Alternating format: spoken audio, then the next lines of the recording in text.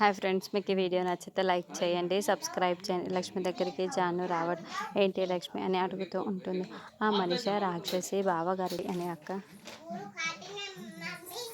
లక్ష్మి కోపంతో రగిలిపోతూ ఉంటుంది. అరవింద్ అత్తయ్య గారిని అడ్డు పెట్టుకొని ఆ మనిషి రాక్షసి తనకు ఇష్టం వచ్చినట్లు చేయడానికి ప్రయత్నిస్తుందక్క.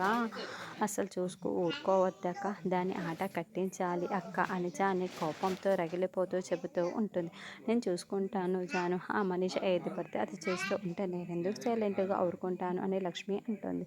తర్వాత లక్ష్మి కిచెన్లో ఉంటే అప్పుడే మనిషి లక్ష్మి దగ్గరికి వచ్చి, చూడు లక్ష్మి, నాకు కాస్త జ్యూస్ తయారు చేసి ఇవ్వు అని అడుగుతూ ఉంటే, చేసిస్తాను, నీకోసం నేను జ్యూస్ తయారు చేయించాలి అని అనుకుంటున్నాను. ఎందుకంటే నువ్వు ప్రెగ్నెంట్ కదా, కడుపుతో ఉన్నావు, మరి నేను జ్యూస్ తయారు చేయించకపోతే ఎలా? తప్పకుండా చేయిస్తాను లక్ష్మి అని వెటకారంగా మాట్లాడుతూ ఉంటుంది. చేయిస్తాను అంటున్నావు, ఇంకా తయారు చేయడం మొదలు పెట్టలేవు కానీ లక్ష్మి ఇవ్వు అని చెప్తూ ఉంటే లక్ష్మి బత్తాయ జ్యూస్ని తయారు చేస్తూ ఉంటుంది.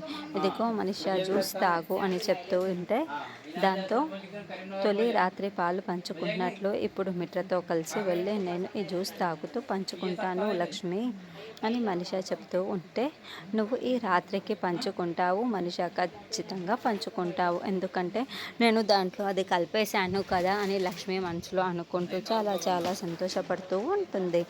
మనిషి చేతిలో ఆ జ్యూస్ పెట్టక ముందే లక్ష్మి అక్కడ లిక్విడ్ రూపంలో ఉన్న దానిని ఉంటుంది.